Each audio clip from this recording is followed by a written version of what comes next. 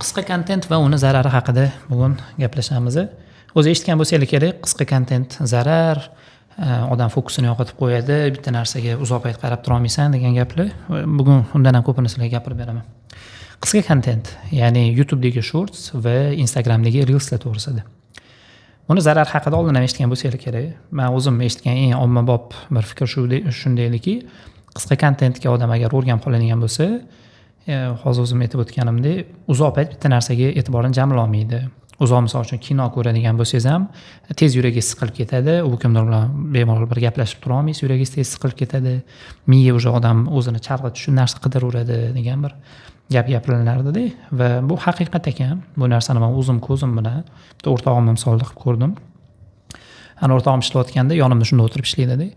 Kompyuterida YouTube Shorts ochib qo'yib, parallel ishlab turib, ham naql listasi qiladigan bo'lib qoldi. Telefonida emas, kompyuterda ochib qo'yganda. Baratim agar ko'rayotgan bo'lsangiz, xonada emas, rozi bo'ling, orqangizdan gapirib qo'ydim. Va ba'zi bir narsalarda o'zim e'tibor berdimki, e'tiborimni qalacha nisbatan kamayib qolgan. Ya'ni oldinga qaragandami bilmay oldin shunaqa bo'lganmi, bo'lmagan bilmayman, lekin qarovimni bitta narsaga fokus qilish ozgina qiyin bo'lyapti. Men o'zim ko'rgan videoyimda shu narsani bildimki, ko'rib ishim ozgina g'alati bo'lib ketdi to'g'risi. Qisqa kontentni biz o'ylaganimizdan ham zarari ozgina ko'proq ekan. Uzoqroqdan boshlaymiz. Qisqa kontentda eng katta zararlardan bittasi bu odamni depressiya holatiga tushirib qo'yish. Qanaqa holatda depressiyaga tushamiz? Bu siz oddiy o'ylayotganingizdek, odam kimdir ko'radi, kimdir successful odamni, biron bir narsaga erishgan odamni ko'radi-da, o'zini solishtirib, o'ziga bo'lgan samootsyenkasi tushib ketadi. Yo'q, bu unaqa emas. Depressiya holati odamda tug'ma bo'lar ekan. Ya'ni depressiyaga moyillik deydimi buni, odamda tug'ma bo'lar ekan. Bu gendan o'tadigan narsa ekan. Va shunaqa moyillik bo'ladigan odamlarda именно shu short content ko'rish shu depressiyasini uyg'otib yorib, tezroq depressiyaga tushib qolishiga sababchilardan bittasi bo'lar ekan.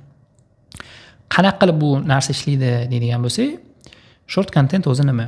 Short content bu odatda trendga chiqqan videolar. Siz har listasi qo'yotganingizda sizga trendga chiqqan videolarni ko'rsatadi. Endi trendga o'zi tegi qanaqa videolar chiqadi? Trendga emotsiya ulashadigan videolar chiqadi. Va tabiiy ravishda siz har listasi qo'yotganingizda siz yangi emotsiyani qidirib listasi qilasiz. Har video almashtirayotganingizda. Endi bu yerda bir ikkita faktor bor. Eng birinchi tushunishimiz kerak bo'lgan narsa shuki, dopamin.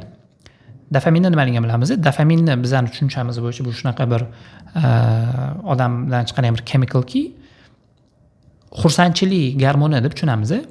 Ya'ni odam xursand bo'lsa, demak dopamin ishlab chiqyapti yoki dopamin ishlab chiqqandan hisobiga xursand bo'lamiz deb o'ylardim. Men o'zim shunaqa deb o'ylardim, lekin ozgina noto'g'ri narsa ekan. Dopamin bu expectationni gormoni ekan. Ya'ni kutuv gormoni ekan. Kutuv gormoni deganda nazarda tutiladigan narsa, siz Instagram listasi qo'yotganingizda sizga qaysi bundan keyin qanaqa video chiqishini bilmaysiz. Bitta videoni ko'rib turasizda, keyingi video qanaqaligini bilmaysiz. U video sizga yoqadimi, yoqmaydimi bilmaysizda, har swipe qilayotganingizda organizm dopamin ishlab chiqaraveradiki, "Vo, qani bu yerda nima bo'lar ekan? Qani bu yerda nima bo'lar ekan?" deydi-da, dopaminni otaveradi. Endi organizm dopamin chiqarayotgan bitta paytda bizni har bitta ko'rayotgan videoyimiz bizga alohida qanaqadir bir emotsiya ulashadi. Qaysidir video kulgingiz qistaydi, qaysidir videoni ko'rasiz, kimdirga achinasiz, yuragingiz tamam g'alati bo'ladi, ichingiz g'alati bo'ladi. Ya'ni bittasini asabingizni buzadi, yana bittasi qo'rqitadi sizni va tabiiy ravishda odamning ichida har xil gormonlar virabatvatsa qiladi.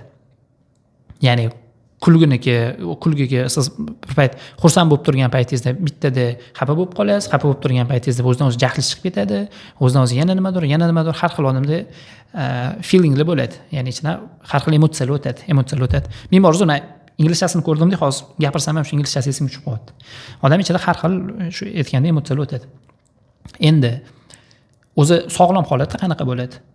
Siz bitta emotsiyani qanaqadir holatda ichingizdan chiqarib olasiz. Misol uchun biron bir hayotda kulgili narsa bo'lib qoladigan bo'lsa, siz shu narsaga kulasizda, kulganingizdan keyin yana qanchadir payt o'sha narsa sizda bir ulibga ushab turadi yuzingizda. Biron bir narsadan xafa bo'ladigan bo'lsangiz, yig'lab chiqarib olasiz shu narsani. Jahlingiz chiqayotgan bo'lsa, baqirib, kimdirga deb ichingizdan chiqarib olasiz shu narsani. Video ko'rayotgan paytingiz unaqa bo'lmaydi. video ko'rayotgan paytingiz hozir siz xursandsiz, bitta listangiz qildi, siz уже xafasiz, bitta listangiz qildi, siz уже jahlingiz chiqyapti, bitta listangiz qildi, siz уже tushkunlikdasiz va odam o'zida mana shu emotsiyalarni chiqarib yubormaganini hisobiga odamni emotsionalniy holati, umumiy emotsiyani vырабатываться qilishi, ya'ni emotsiyani organizm ishlab chiqarishida buzilishga olib kelar ekan. Va shuni hisobiga odam qanaqadir bir miqdorda hissiz dermikan bu narsani o'zbekchasi, shu tuyg'ularni polностью ko'rsatib bera olmaydigan bo'lib qolar ekan. Bu narsa hozir sirazu bilinmaydi. Siz tam 1-2 yildan beri shu kontentni ko'rayotgan bo'lsangiz sirazu bilinmaydi. Yillar davomida azgina yig'iladi. Endi periodiga kelib, уже kuladigan paytda bir kulgingiz qisiladigan, yig'laydigan paytda bir yig'lagingiz keladigan bo'lib qoladi. Mana shu narsalar sabab. Men o'zim shu payt xayolim kelgan narsa aniq boradigan bo'lsanglar, janozaga boradigan bo'lsanglar, yig'laydigan odamlar kamayib ketgan. Men balki oldin ham shunaqa bo'lgandir, men e'tibor bermagandirman, lekin men nazarimda oldin odamlar hadeb yig'laydi, nimadir emotsiya ko'rsatardi.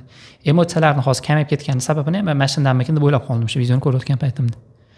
Balki undan emasdir, balki adashayotgandirman, xayolim kelgan narsa shu bo'ldi. Endi bundan aytilayotgan narsa nima? Odam shu har xil emotsiyani vырабатывать qilayotganini hisobiga emotsional holat buziladi va tabiiy ravishda hayotdagi emotsiyalarni odam vaqtida ko'rsatib bera olmaydi. Endi bu narsani tegi zarari nima deydigan bo'lsak, aytilgandek, odamning ruhiyati umumiy holatda pasayib ketib, hech narsadan odam mamnun bo'lmasligi. Ya'ni satisfaction level kamayib ketadi.